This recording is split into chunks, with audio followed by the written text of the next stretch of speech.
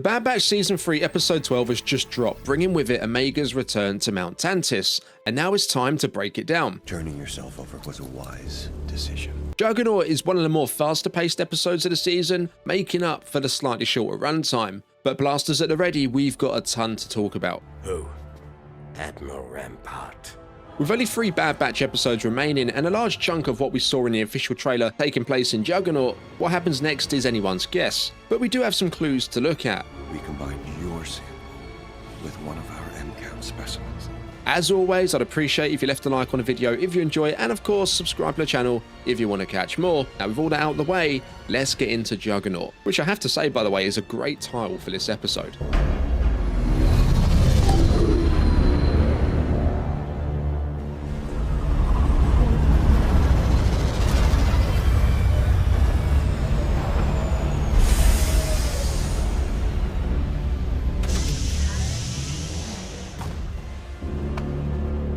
Omega's journey takes a dark turn as she lands back at the ominous Tantiss, only to be greeted by the grim Hemlock. Without missing a beat, he escorts her to Emery, who is visibly wrestling with her conscience. It's test time and Hemlock's dead set on proving Omega's blood holds the secret key. But hold up, Omega's not about to go down without a fight. She locks eyes with Emery, urging her to take a stand. "You don't have to do this," she pleads. Emery's torn. Sure, she's relieved Omega's out of harm's way, but duty calls. Or does it?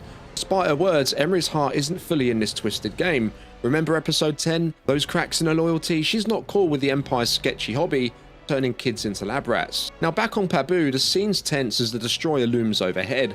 Hunter clocks the gunner ships gearing up for departure just as he reunites with the muscle wrecker and the sharpshooter Crosshair. The crew's vibe? Guilt. They've fumbled the ball, Omega's gone and Tantiss base, well it might as well be a ghost. But wait, Crosshair's got an ace up his sleeve. He drops a bombshell. Admiral Rampart, yeah, the same Rampart who shipped Nala Say off when Poker City hit the dust. Crosshair's been zipped up about it because, let's face it, Tantiss isn't exactly his idea of a vacay spot. Now, let's give Crosshair a break. Sure, it's a bit sus he sat on this intel, but the dude's got his reasons. He's not here for a noble cause or Rex's grand plan. No, he's all about keeping Omega safe and sticking with his bros. The Empire, Tantiss, he'd rather ghost them, but with Omega in the clutches of the bad guys, Crosshair's playing his hand because, quite frankly, it's the only play he's got. Rampart's not particularly trustworthy. He's a last resort, but he's also our only option. Just when things are looking bleak, Fee makes a grand entrance, catching Crosshair off guard. It's their first ever face-off. "Any friend of Brown Eyes is a friend of mine," she quips, a nod from Tech sealing the deal.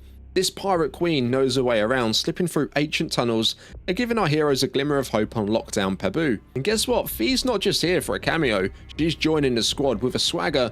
She vows to help snag Rampart, hauled up in an Imperial labor camp on the enigmatic Erebus. That's right, Star Wars fans, a fresh planet's just dropped in the galaxy, and it's about to get real. Cut to Erebus where Rampart is doing time but still acting like he's running the show. He's rubbing shoulders with the other inmates, but not in a good way. He's got that "I'm better than you" aura cranked up to 11. Now enter Fee, the pirate with a plan and a favour to cash in. She's got the labour camp's blueprint and the gang's huddled over it, cooking up a scheme. It's given us serious Mandalorian Chapter 15 vibes. Remember the one where Mando needed Mayfield's help to track down Moff Gideon's cruiser? Yeah, it's that kind of story. The Batch is sweating bullets over the orbiting ships, but Fee, she's cool as a cucumber. With some slick maneuvers, she dodges the Imperial radar, goes for a dramatic power cut, and they're free-falling. Talk about a thrill ride. And just when you think they're probably goners, bam, power's back and they stick the landing. Now, they've got eyes on Rampart en route from the mine to the big house. It's a narrow window, but if anyone can snatch them mid-transfer, you bet it's Clone Force 99. Give us a real challenge. Now it's time to roll out the red carpet for the HAVW A6 Juggernaut. This beast of a machine, better known as the turbo tank, blasted its way into our hearts in Star Wars Episode 3, Revenge of the Sith, and tried its stuff in the Clone Wars, and now it's back with a vengeance. The plan's as stealthy as they come. Plan 55. Wrecker and Crosshair go full ninja. Sneaking in from the underbelly of chaos, they find Rampart, who's got a memory like an elephant when it comes to Crosshair.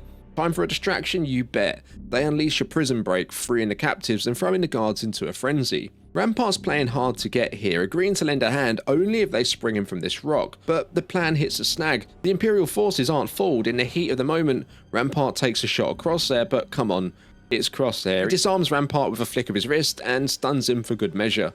Meanwhile, Hunter's trying to buzz feed, but comms are as dead as a door now. They're tearing through the canyon with the walls closing in, giving us major Indiana Jones and the Last Crusade flashbacks. And just when you think they're about to become cliffside decorations, he swoops in for the save, the scene we've been teased with since the Season 3 trailer. But here's the kicker, Rampart claims the Tantiss coordinates are top secret. Now ships are coming and going, bounty hunters like Cad Bane are dropping by, but an Imperial Admiral's out of the loop. Something's fishy, and we're dying to find out what's up with Tantiss' Fort Knox level security. Now back on Tantiss, the plot thickens as Emery confirms what we've all suspected. Omega's blood is the golden ticket for M-Count replication, and who should slink in at this moment but Hemlock, wearing that I knew it smirk on his face. This revelation throws Nala Se under the bus, her claims of false positives busted. Now we're left chewing on ours, wondering if she's about to face the music Kaminoan style. Emery's stance is a curious one. Unlike Nala Se, she's not playing the guardian angel for Omega. She's got that conflicted vibe down pat, but when push comes to shove, she's no shield maiden. Now Hemlock's giving Omega the grand tour of the vault, spilling the beans on their midichlorian mishaps. It's a tale of failure after failure, with M-Counts dropping like flies.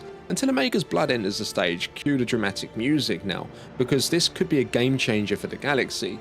We're talking about a potential Force-sensitive clone walking among us, folks. And if that's true, it begs the question, why did old Palpatine take an eternity to make his comeback in the sequels? Omega's eyes meet those of the children in the vault, her new family, with Hemlock cryptically hinting that they're the rest of the puzzle. Now, did Nala Se try and boost Omega with midichlorians back on Kamino? It's a theory that's been gaining a lot of traction online recently, especially with Omega's Zen-like medication sessions, courtesy of her Jedi pal Gungi. Now imagine the possibilities here. Omega, surrounded by Force-sensitive kids, could be the key to unlocking her own Force potential, or maybe she'll be the one to light the spark in them. Teaching them to meditate could be more than just a calming technique. It might be their ticket out of the vault. Is this Omega's chance to turn the tables and lead a second escape? Only time's going to tell, but one thing's for sure, we're in for a wild ride. Oh, what a rush. This episode was like a speeder bike on hyperdrive, short, sweet and packed with action. I've got to say, seeing Rampart back in the mix was a twist. I didn't see it coming. I mean, after his last run-in with the Emperor, I thought he was toast, but here he is, stirring the pot and keeping us on our toes. As we zoom towards the end of the season, the stakes are sky high for Clone Force 99 and our girl Omega. It's anyone's guess how this galactic chess game's going to play out, but one thing's for sure, it's going to be pretty epic. And about Omega's stint with the Force-sensitive kiddos, I've got a feeling it's going to be more than just babysitting. Could this be a wild card that tips the scales? Only time will tell, but my midichlorians are tingling with anticipation. So what do you think? Will Omega's new powers unlock some next level Force shenanigans? Drop your theories and hot takes in the comments. Let's get the conversation hyper jumping. If you dug this breakdown, smash that like button, like it's a malfunctioning droid. And hey, if you're craving more, hit subscribe and join the party. Until next time, keep your blasters ready and your eyes on the stars. May the Force be with you always.